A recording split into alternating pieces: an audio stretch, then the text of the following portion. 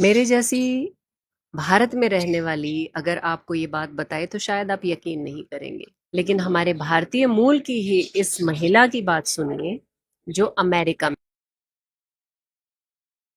मेरा बेटा अमेरिका के गवर्नमेंट स्कूल में पढ़ता है और आप ये जानकर हैरान हो जाएंगे कि यहाँ पर 90% अमेरिकन अपने बच्चों को इन्हीं गवर्नमेंट स्कूल में पढ़ाते हैं। किसी भी तरीके की कोई फीस नहीं जाती, ना तो कोई बुक खरीदनी होती, यूनिफॉर्म का भी कोई चक्कर नहीं है और स्कूल बसेस भी फ्री हैं। हर एक फैसिलिटी अवेलेबल है जो कि एक टॉप लेवल स्कूल में होनी चाहिए। और इसकी क्लास में 20 स्टूडेंट्स ही हैं, तो टीचर के लिए भी ईजी हो जाता है सब पर फोकस करना। और स्कूल की फंडिंग स्टेट और हाउस टैक्स से होती है। और सबसे अच्छी बात कि यहाँ अच्छी एजुकेशन सिर्फ उन बच्चों तक लिमिटेड नहीं है जिनके पेरेंट्स के पास ज्यादा पैसा है। ऑलमोस्ट हर बच्चे को इक्वल अपॉर्चुनिटी मिलती है। और ये सब ऑब्जर्व करने के बाद मुझे यही फील होता है कि अगर सिस्टम में करप्शन ना हो तो चीजें कितनी बेटर हो सकती।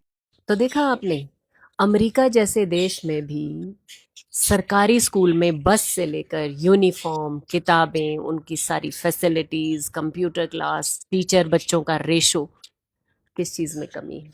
और यही कारण है कि हमसे सभी देश इतने आगे निकले हुए हैं, क्योंकि जो बेसिक चीज है वो है अच्छी शिक्षा, और वो भी फ्री।